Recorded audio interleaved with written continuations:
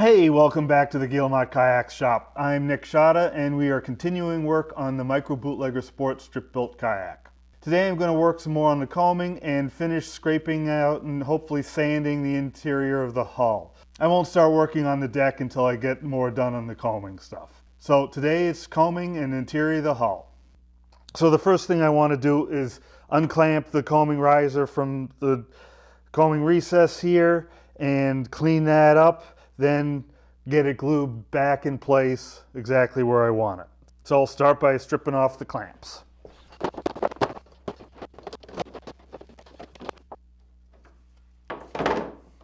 When sanding something like this, you want to keep it moving. You don't want to stall out in one place. Every time it's touching the sanding belt, the piece you're sanding should be moving. So don't go in and then start moving. Have it moving as you start touching it.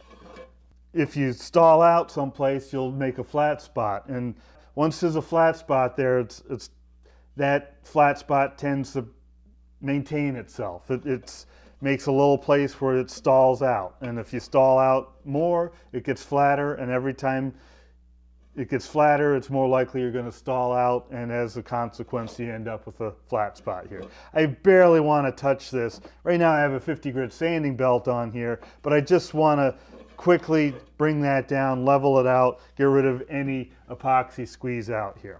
Dust mask is important here. I've got dust collection turned on, but this fresh epoxy dust is particularly nasty. You're much more likely to get exposed to epoxy through breathing in uncured epoxy dust than by actually working with wet epoxy.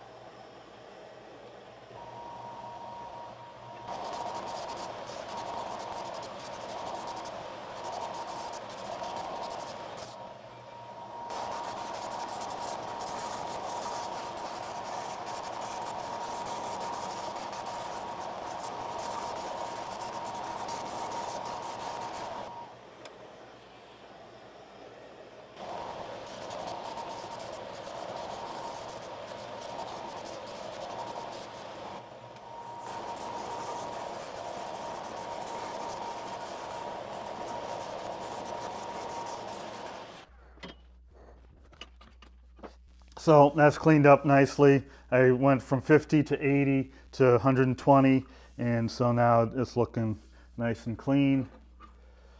And my plan is to apply a little stain to it to match the boat, and then glue it in place on the coaming recess.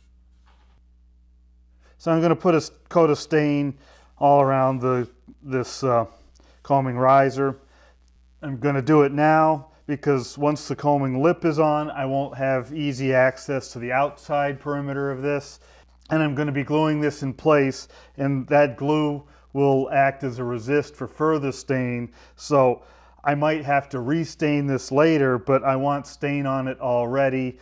So any epoxy that should get on this inner surface here has stain under it. So it'll all blend in when I'm done.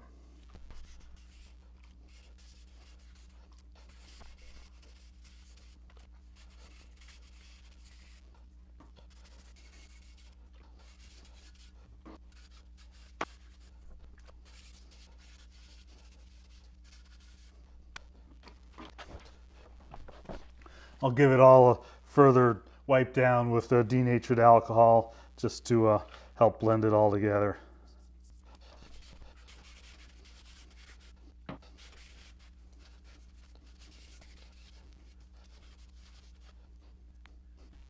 So this will get glued back down in here, glued in for real this time. But first I need to rough up this surface where it's going to get glued so I have a good mechanical bond there. And it's also, like I said before, it's going to be hard to access under here once the coaming lip is installed. So I want to start leveling this area. I've got a good fill coat on there. It's pretty shiny and smooth. The weave is well buried, but it's got ripples in it. Just, you know, the fill coat isn't a perfectly level coat. So I need to just get that roughed up and leveled out a bit.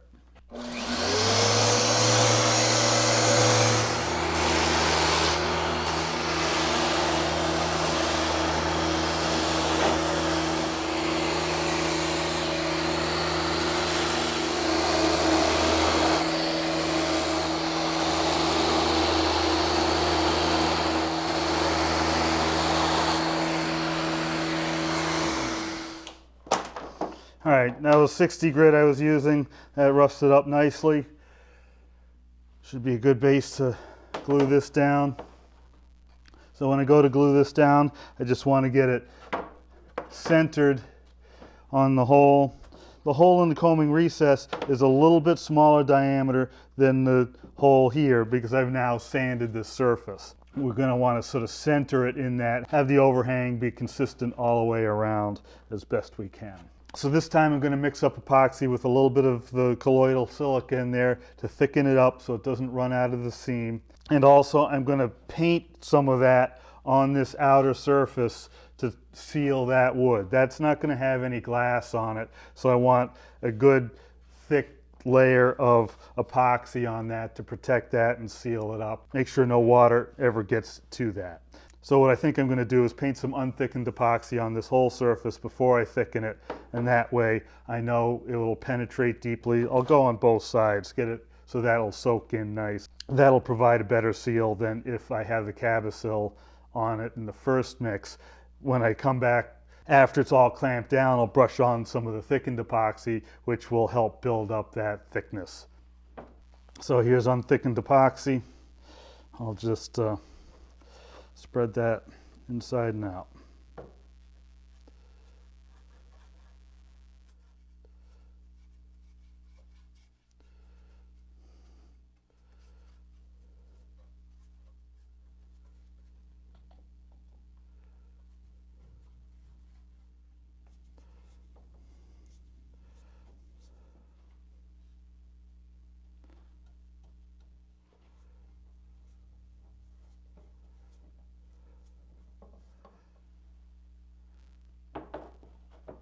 So I'm going to add a couple additives to the epoxy. This is milled fiber, which this adds some strength to it. Basically, it's tiny little strands of fiberglass, really short strands, but it adds some strength to the plastic, the epoxy plastic when it's cured. And then some of the colloidal silica to help thicken up the epoxy so it stays where I put it and doesn't run out of the seam. Mix those in thoroughly.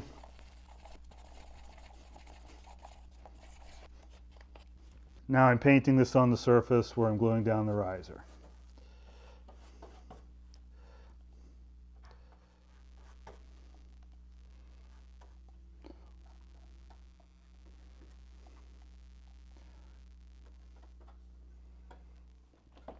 While I'm at it, I'm going to paint a little bit along this bottom edge here.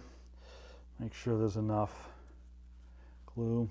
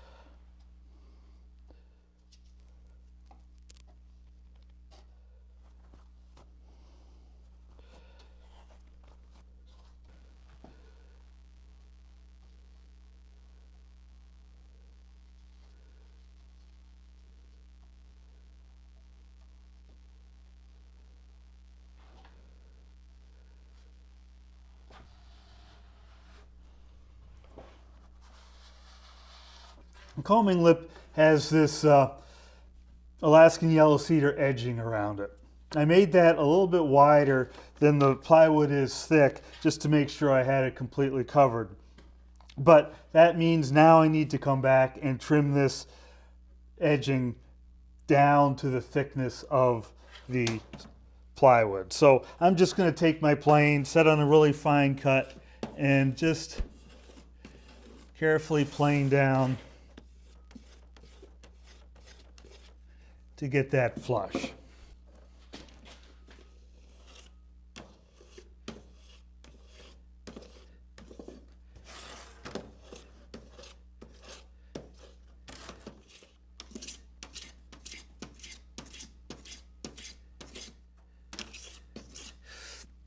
I'm angling the plane slightly this way, sort of away from the plywood, just to make it less likely that I cut into the plywood. Again, with a fine shaving like this, I can sneak up on it, but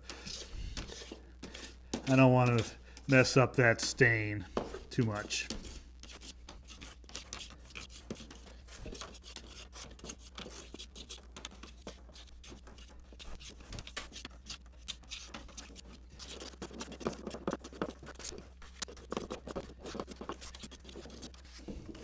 All right, now I want to round this edge over because I want to wrap fiberglass all the way around this top to bottom.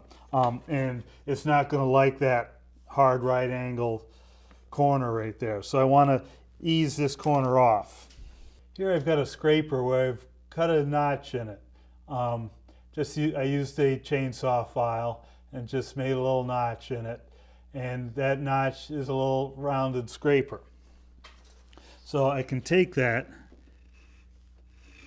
and lightly drag it along the edge here.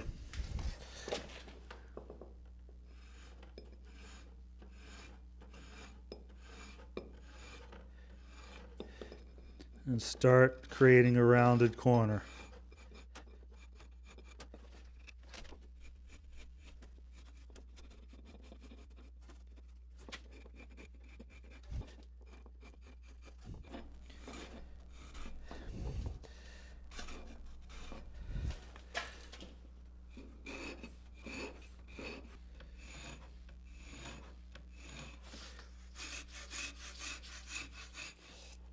With the round over started with the scraper, I can then clean it up some more with sandpaper.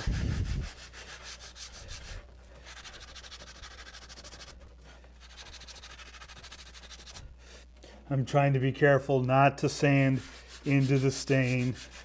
I just want to get that round over nice and smooth.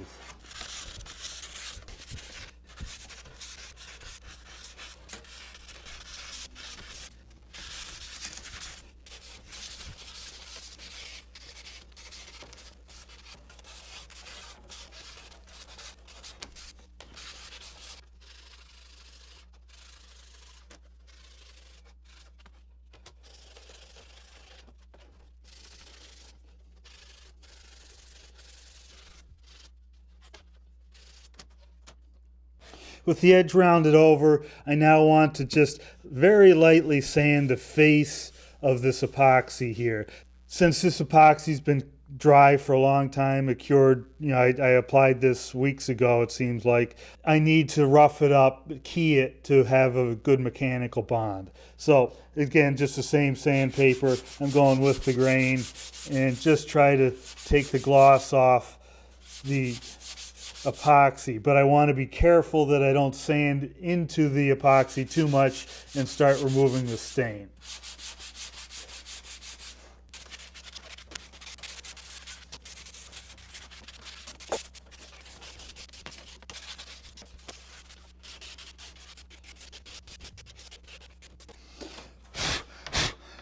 Now to get rid of the dust on there, I'm just going to wipe it down with some denatured alcohol.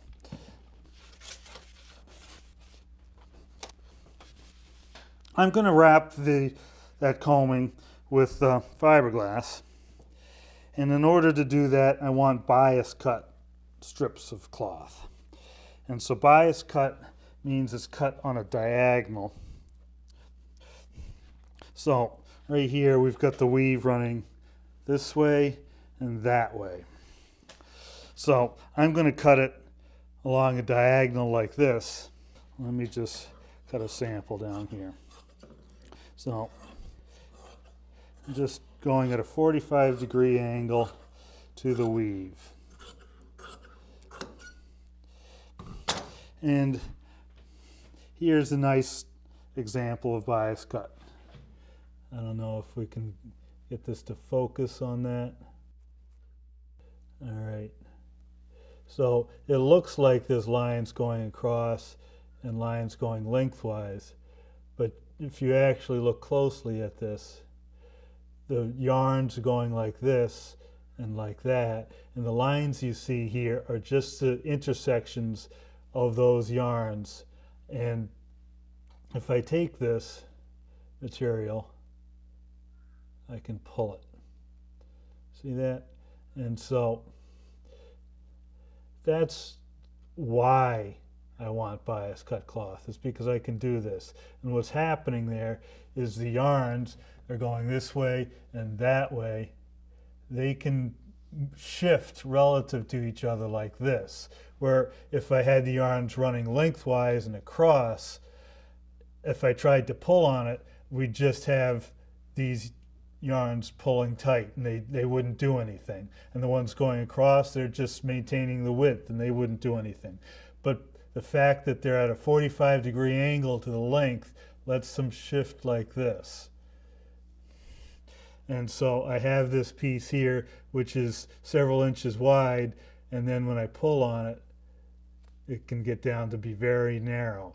I have something an inch wide, and so I need 2 inches to go all the way around. If I pull on this too much, it's only an inch wide now. So I need to be careful with it, that I don't pull it and distort it and make it wider or shorter than I want. So this is going to end up going around like that. So I need enough strips to get all the way around the perimeter of this combing ring. So I'm cutting strips that are 2.5, 3 inches wide. Should be enough to make it all the way around. And cut the ends off so I don't have those diagonal ends. And then I carefully just fold those and set them aside. I'm careful not to yank on them, and just want to carefully lift it up and cut through it without any stress on the cloth.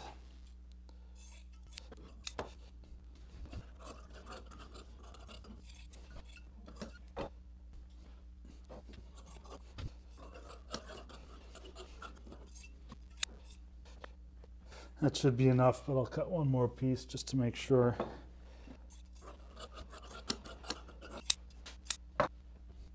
So I have here a standard epoxy mix.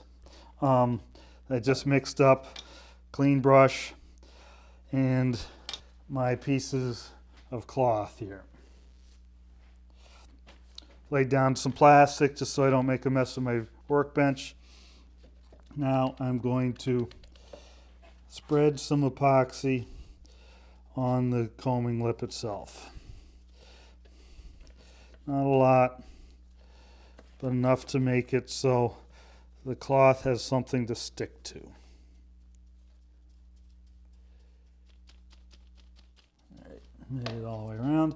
Now I'm going to take and lay this cloth down on it, overhanging the outside perimeter. I'm going to take advantage of the cloth's ability to distort and wrap it all the way around the end here.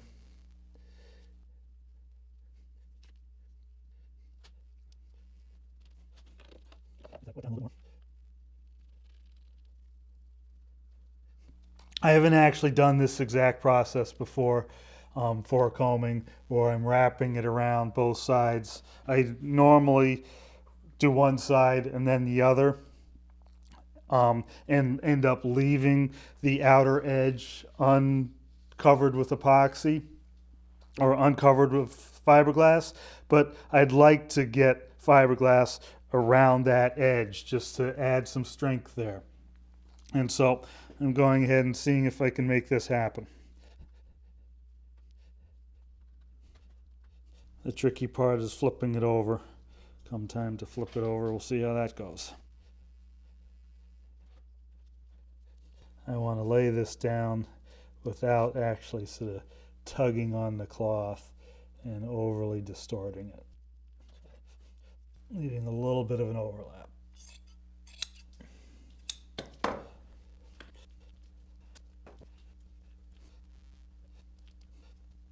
Now I want to wrap this around to the other side.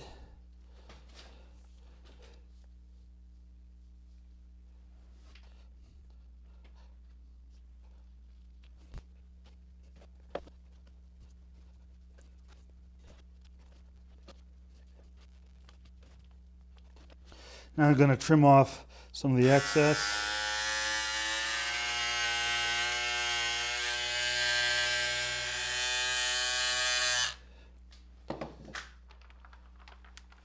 I just peeled up some of the underside here, so I just want to try and coax that back down, pulling it tight so it wraps around that edge nice and tight. So I've hung it from just a clamp, so it's just hanging there, touching up there at one spot. A little bit of a wrinkle up there. I think that might actually work. So this way I've got the riser there, and this will be mounted on top of that riser, and I will come back and put another layer of glass from the top of this down the inside diameter of the riser onto the underside of the deck, and that should make it really strong. So this piece, you know, it's with glass both sides. This is a really tough piece at this point. And when it's all done, there'll be 2 layers of glass on the top, layer of glass underneath. This outer perimeter not only has the Alaskan yellow cedar there as an accent and a little bit of protection, it now has glass wrapped all the way around it. So it's really going to be pretty tough. You know, the coaming can take a lot of abuse when you are getting in and out. You just sort of lay your paddle down on it, you sit on it, it's going to be very strong. So with the coaming stuff done for today, I'm just letting the epoxy dry. So tomorrow I'll be able to install the lip on top of the riser. For now, I'm just going to continue with the scraping.